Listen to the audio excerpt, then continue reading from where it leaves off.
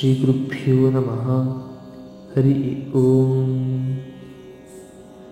बह्वीकोटिरटीककुटिलकटुमती नुत्कटाटोपकोपान् द्राक्षत्वं सत्वरात्वा चरणदगदया पोथयामासिधारीन्।